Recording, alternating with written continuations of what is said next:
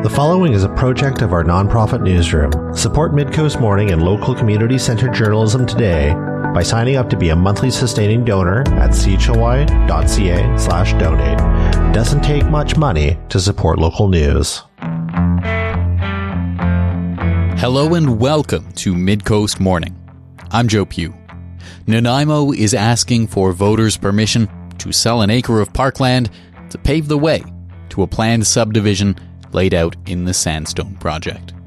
At a meeting Monday, Nanaimo City Council approved a plan that would see the north edge of Elaine Hamilton Park in the city's south end become a road that would serve as the main entryway to a residential development, one of 6 sections of the Sandstone Project. A washroom building at the park would need to be demolished, with the developer building a new facility on a different part of the park. Sandstone is a planned development on around 725 acres of land at the southern edge of Nanaimo. It will include industrial, commercial, and residential land use. Removing parkland dedication requires approval of the electorate, which means either a referendum or an alternative approval process would need to take place. Council initially voted against an alternative approval process, or AAP, but reconsidered following input from staff. Here's the relevant section of Monday's meeting, starting with comments from Councillor Cheryl Armstrong. She was speaking right before Council's first vote on a potential AAP. Yeah, I'll just say I've never voted for an AAP on any park removal, and I'll be staying with that. I believe that the public should be making that decision, especially for parks. Thank you. Thank you very much. Any further discussion? All those in favor of the motion? Councillors Hemmons, Mayor Krogh, Councillors Thorpe, Perino, and those opposed? Councillors Brown, Manley, Armstrong, Eastmere, and Geselbracht. The motion fails. So we do realize, Council, that as you think about this will require a roughly $300,000 referendum in order to deal with a property that's been valued at $45,000. Ms. Gurry, please. Your Worship, there is also, I believe, in the report was outlined, and if not, it's in the cable with the agreement with Sandstone, that they will look for other ways to get this access rather than go to a referendum. They'll go back to the drawing board, I believe. So I'm not sure if Mr. Holm or Ms. Desjardins wants to speak to that, but I believe that there is other avenues in the agreement that they might wish to pursue. Mr. Holm? Thank you, Your Worship, and to further to Ms. Gurry's comments, and I believe Ms. Desjardins did touch on the context of some of the agreements in place through her presentation. A lot of words. It was fairly quick, but essentially, I'll try and summarize. If Sandstone is not able to achieve this connection, which was the connection envisioned in the master plan and through the rezoning, there is an alternative to look at exploring access through existing local roads. Would likely be the alternative. So impact on existing local roads, we'd have to look at work through the developer with that on what mitigating measures, what alternate access opportunities there'd be. But through the master planning process and through the rezoning, with all the analysis that was done with the transportation engineers that were involved in it, this was identified as the proposed access was identified as sort of the optimal access to directly to Extension Road without limiting the impact of the development on existing local roads. So this would have been the major, would be through this, what's proposed here, the major access into the development. Otherwise, we'll be looking at accessing the development through adjacent existing local roads, possibly other opportunities. We'll have some exploration to do. Is essentially the outcome of not proceeding with this. Thank you. Thank you. Mr. Rosen, did you have a comment, please? Thank you, Your Worship. I came down to help Mr. Holm, but he spoke fairly well about this issue, about how important this particular road connection is. The traffic generated from this new development will be substantial. and introducing that amount of traffic onto one of the fairly quiet local roads they were never designed or intended to handle that kind of traffic is quite problematic. So the benefit with this new road is it could be designed to a standard appropriate for the amount of traffic. It'll connect into a very strong collector arterial road of extension, and this is the only, I would say, the only connection we can make that is going to be strong enough to handle that kind of traffic without creating other problems. So anyway, just wanted to add that. Mr. Lindsay, please. Your Worship, and thank you to Mr. Rosen and Mr. Holm. I think they've kind of answered the question, the technical question about the road. I'm presuming, based on the previous direction, that council's supported the road closure bylaw, that council also supports the construction of the road. So this leaves us in a bit of an awkward position at this point, in that if we do not support obtaining the approval of the electorate through AAP, then as you mentioned, the only option, if council still supports your original motion of creating a road here, is to go to a referendum. So that would be the next motion. In the absence of that, then this bylaw to close the road would essentially fail, or it'd be abandoned. We'd have to bring it back to be abandoned. So at this point, given that council said that you do support a road being constructed through this location, the options are go forward with a referendum, which I would strongly recommend against. I think not only is it significant cost, I think this is a very small issue. I think the legislation specifically has been written this way to allow for AAP programs where it's a very small portion of overall park. So I think the legislation did anticipate this type of situation, and we're following that. And two, I think this would be a significant cost just in terms of staff capital to go run a full referendum for 1 acre of road dedication. You're talking about establishing a number of polling stations across the city, would take a significant amount of our resources from our legislative services department over the next number of months to prepare and execute this. So I would certainly not be recommending council do that, but that is your option at this point. The other option is to do nothing, at which point we would come back and abandon the bylaw, which would then take us to the discussion about how do we proceed with the traffic, which is, as has been pointed out, there is no other really great option that doesn't have significant impacts on the surrounding community. Councillor Armstrong? Thank you.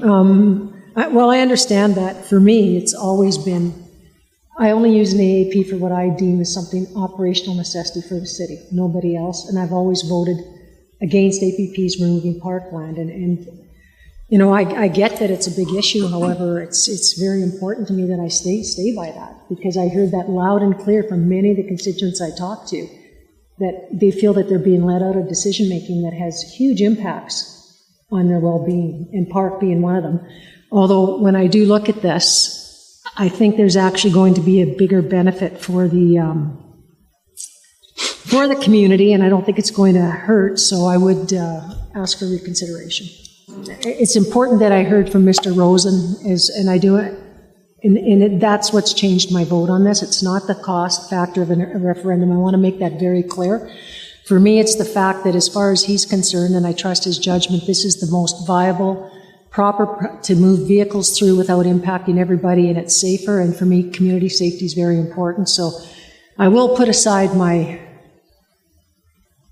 hesitation, because I do think overall, after what I heard him state, it's better for the community for us to do it this route than do that. So thank you. Council would vote 6-3 in favour of the alternative approval process, with councillors Paul Manley, Tyler Brown, and Ben Geselbracht voting in opposition. The AAP will begin on June 18th. It will run until 4:30 p.m. on Monday, July 21st. Anyone opposed to the removal of parkland dedication will have until that date to submit a form stating their opposition. That form will be available on the city's website. If more than 10% of all eligible voters submit that form, the project won't be able to proceed as planned. Otherwise, it will be able to go ahead. Anyone supportive of the project does not have to take additional action. Earlier on in the meeting, Councillor Paul Manley had asked questions around the environmental impact of the proposed road and the proposed $45,000 sale price of the acre of parkland. Looking at attachment E, it looks like the road dedication runs right down a creek, like a creek bed, and wetland. And what's going to happen with that creek? Is it all just going into a culvert, or what's happening with this body of water? Hi, I'm Julie Budgeon. I'm a professional biologist with Corvidae Environmental. We've done an environmental assessment of all of Sandstone. We've been working with Sandstone for quite a while. For this, there's a water course going in. There's some impediments from the existing work that was done previously. There's a road, and then we've got some water impoundment. So we've been out there with the province, as well as the Environment and Parks, Kevin Bridges, with the City of Nanaimo, and we're making plans. There will be some impacts to the wetted perimeter within the high water marks of those water bodies, and for that there's going to be offsetting. And the offsetting means it's going to be rebuilt in another area that's contributing to the existing watershed. It's 2 times the size for the riparian area, as well as we're adding an additional wetland or whatever it is for improvement. The areas that you're looking at there are highly impacted with invasive species. They've been created from previous historical activities, so they're low quality habitat, and the objective here with the offsetting will be to create better habitat and improve other areas with that 2 times size of improvement. So this is early in the stages, but we have been meeting on site with the province as well as with the City of Nanaimo to figure out what that looks like and come up with the design plans. But we don't have any idea what that might look like now. We're just seeing where the road's going over this wetland. Yeah, we have a couple different options that we're looking at. None of the work will be allowed to proceed until that is confirmed, designed, and and approved by both the City of Nanaimo and the province. At this time, it's just very preliminary stages. So we're looking at the areas, we're seeing where there's potential to improve the quality of amphibian and fish habitat in other areas, and then moving forward with that. Okay, thank you. I have another question for staff, and that's about the evaluation, the appraisal of this 1 acre parcel at $45,000. I'm curious about what this low number is and where I could pick up an acre of land for $45,000 in Nanaimo. Ms. Skeels. Through your worship to Councillor Manley, yes, an independent appraisal was prepared. The park is dedicated parkland and it's zoned parkland. So that does make a difference on the valuation of what the appraisal came out at compared to if it was zoned other land throughout the city. It was compared against other purchases of land. So because it is dedicated park and because it is zoned parkland, it was at $45,000 an acre. So wouldn't a better path forward be to rezone this for other purposes and get a proper value for this piece of property? It will no longer be park if it's removed from the park, and getting $45,000 of it seems like a trinket. Mr. Holm. Yeah, thank you, Your Worship, and through to Councillor Manley. I think Ms. Skeels, did reference that there was an appraisal done by a professional appraiser looking at the constraints on the property with respect to the fact that it's dedicated park, that it's zoned as park, as well. I think you heard from the biologists, the qualified environmental professional, that the quality of the wetlands is ripe for improvement. The quality of the area proposed to be dedicated for road is ripe for improvement. As well, I think Ms. Desjardins is going to touch on and you heard that there was going to be a 2 times offset with which is in alignment with the city's policy, the development permit area guidelines with respect to protection of environmentally sensitive features. There'd be approval required through the city's development permit area guidelines as well, development permit area as well as provincial approval. And in this case as well, and you're going to hear from Mr. Desjardins, the development, and council will recall the development of this development area 6 of Sandstone will also result in substantial additional park dedication. You'll hear that from Mr. Desjardins shortly, but so there will be overall a significant increase in the amount of parkland through development of the property. Thank you. Mr. Lindsay. Your Worship, can I just add too, I think it's important to touch on this suggestion of rezoning land to increase the value. And I think if the city was selling a piece of land that was ultimately going to be introduced into the development stream, we're selling a piece of land that was multifamily. I agree. I think the council should consider rezoning it, getting the highest value. In this case, we're actually selling land to facilitate a development that's been already approved, and it's ultimately to be used for road dedication.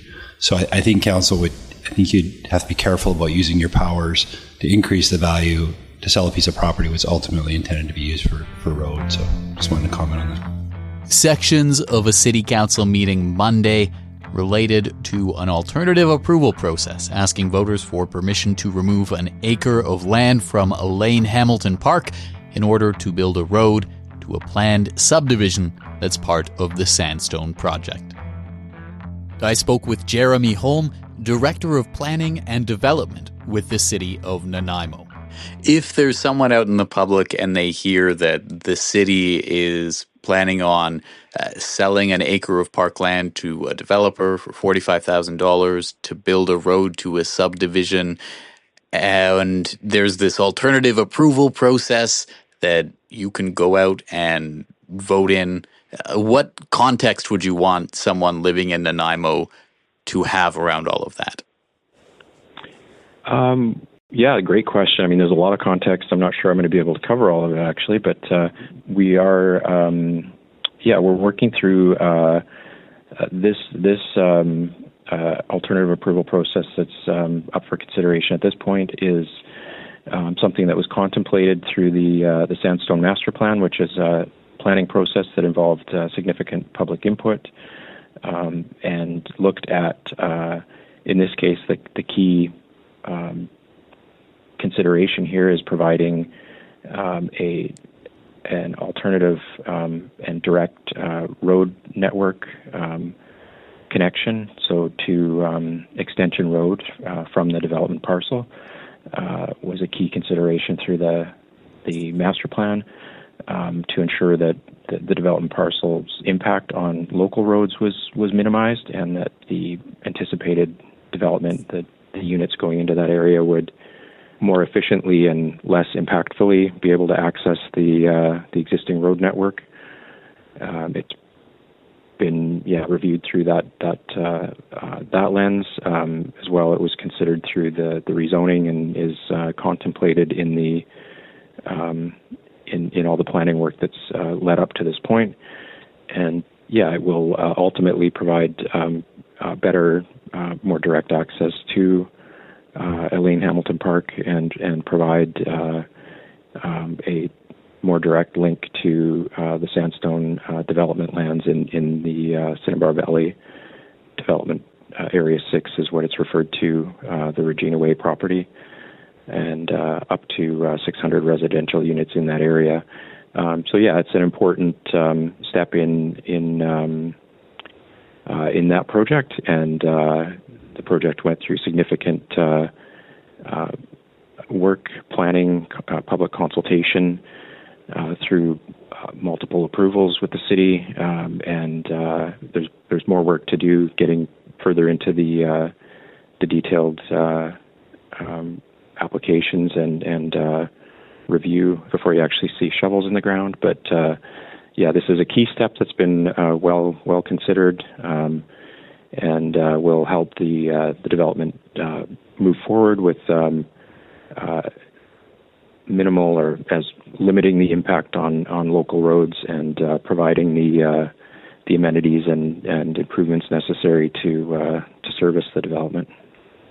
There was a brief moment on Monday where it looked like council would vote against running the AAP, and it was suggested that if that were to happen, that everyone would sort of just go back to the drawing board. What would be the consequence of this plan not going ahead? Yeah, good question, Joe. It would definitely create a lot of additional work and probably concern in the community, as likely, obviously, as I spoke to just a minute ago, there's a significant amount of work undertaken to identify the most direct and feasible road connection to service the proposed development. Obviously, alternatives were considered through those processes.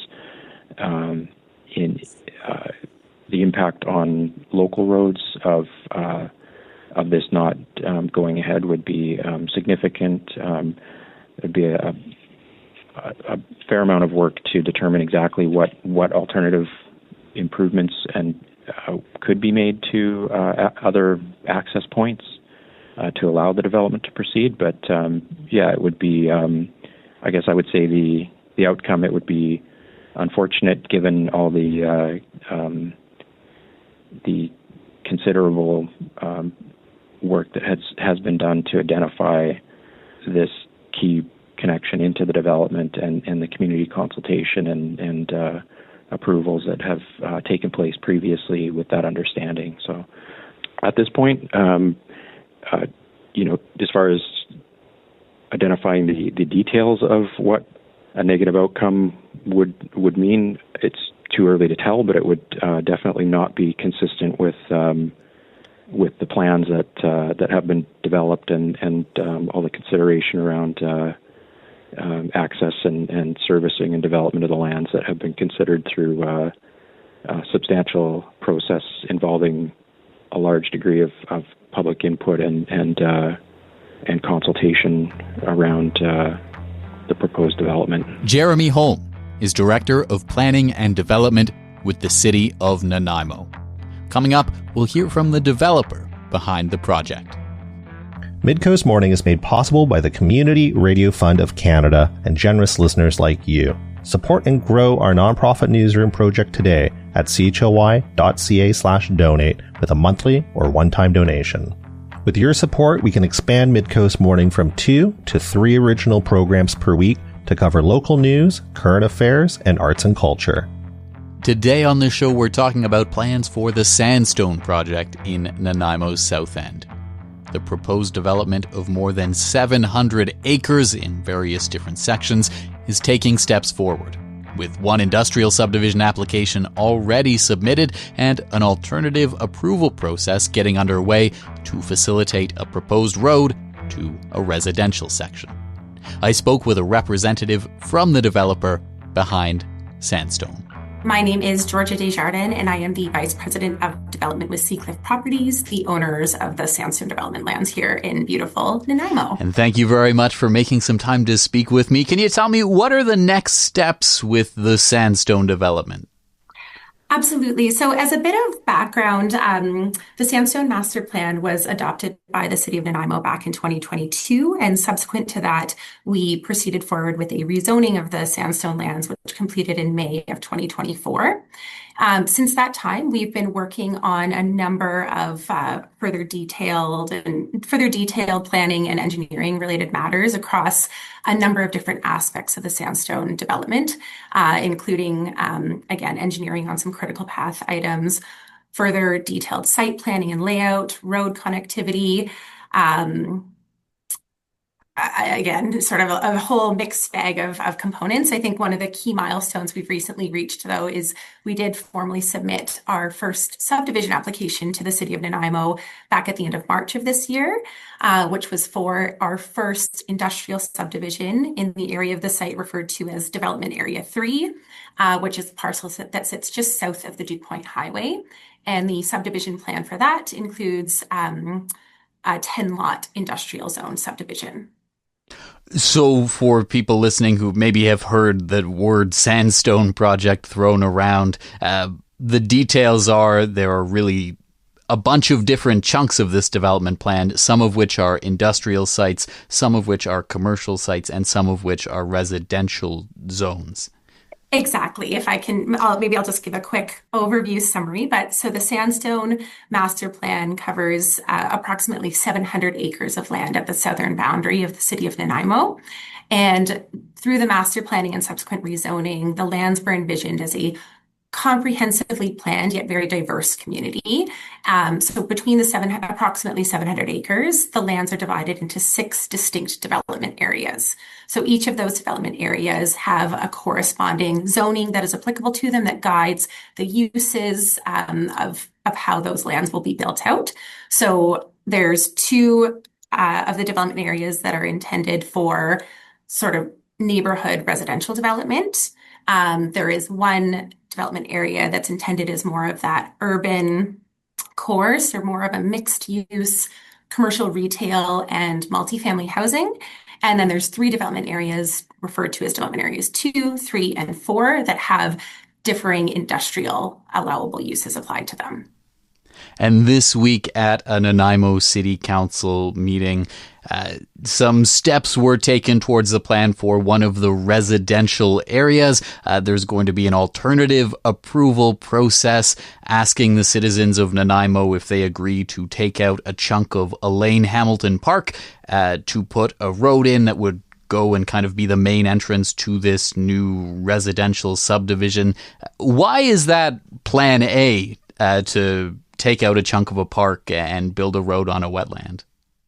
Absolutely. So as contemplated through the rezoning, a main access road for the development area referred to as Development Area 6, which is the piece that sits to the west side of the Trans-Canada Highway, was envisioned to connect from the property we own at 1618 Extension Road through to the Sandstone parcel. And to make that road connection, it would require the council's and the public's consideration of purchasing that piece of Elaine Hamilton Park. I think the main benefit that we see, and the reason this was incorporated way back through the rezoning process as well, is that this proposed main road would act as the main access road for that Sandstone development parcel, which does have zoning in place to permit up to 600 new residential units to be built. So by having that main access road and traffic focused coming through there, it would minimize the impacts to the other connecting roads in the neighborhood. Further to that, I just want to highlight as well that with the proposed acquisition of that portion of Elaine Hamilton Park, the existing playing field at Elaine Hamilton Park would not be impacted by it. And further to that, the existing washroom facility that would be impacted by the proposal would be replaced at our sole cost. What's the timeline for both building that road and that part of the subdivision if this AAP goes ahead, if you get permission to build the road? So exactly. This AAP is a critical step. We need to hear from the public if they are going to permit that connection to be made. In the event that it does move forward, our plans would be to move forward with detailed planning of the site to facilitate our first subdivision. So our desire would be to have an initial subdivision application submitted towards the end of this year, and subject to city's processing timelines for that application, potentially construction on initial phase starting, in the year following, I would estimate, but hard to say. Again, there's a lot of moving pieces, a lot of collaboration and work required across a number of fronts to make a project like this happen. More broadly, what would the new infrastructure for the subdivision look like? What's the plan as far as things like sidewalks or bike lanes when you're kind of making it from scratch in 2025? So all new roads, all new infrastructure that would be constructed in relation to the Sandstone development would be built to modern day City of Nanaimo standards. So full cross sections, full active transportation included in that, sidewalks, biking routes, planted boulevards, a full typical modern day cross section would be planned within all new areas of Sandstone. And this road that would go through what's currently the acre of parkland, it would go right through a section of wetland. Could you tell me a bit about the mitigation measures that would accompany that? Absolutely. So the road design placement has been determined based on a variety of constraints, and the placement has been designed to minimize environmental impacts.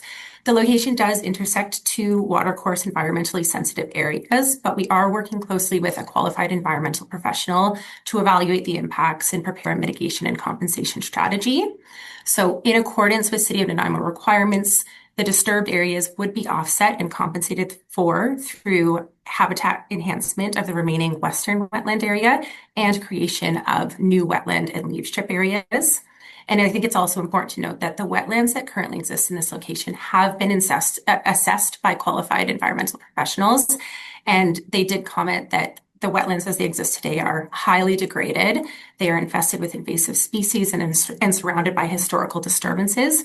And so as such, I think our view is the ecological integrity of these features is compromised in its current state. So the creation of new wetland and riparian areas along with the rehabilitation of the remaining ones will serve as a net gain from an ecological and environmental perspective.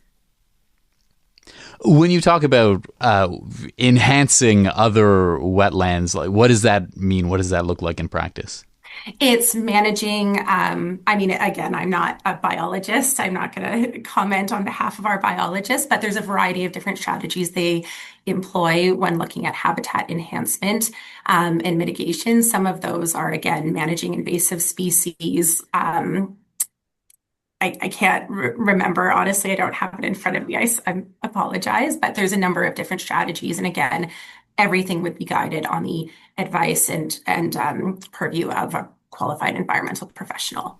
If I'm someone who lives in Nanaimo right now and I'm being asked basically through this AAP whether or not I support taking out a chunk of this park to build access to this subdivision, why should I say yes? Why should that be something that is exciting to me that I'm on board with as a resident of Nanaimo? Well, I think I always go back to there's sort of 5 main points that I think are really important to keep in mind. One, through the build out of Development Area 6, which is what this main access road will access, we are going to be providing back to the city over 90 acres of park and green spaces back to the city. So that'll be a 90-acre addition of new park space that will result from this future development of Sandstone. Second to that, it also is going to improve the visual and physical interface to the park, hopefully leading to increased utilization of this particular park going forward.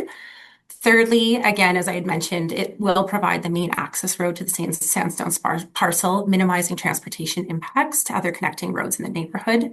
It'll replace the affected park building amenities, so delivering a new sort of modernized washroom facility for the park.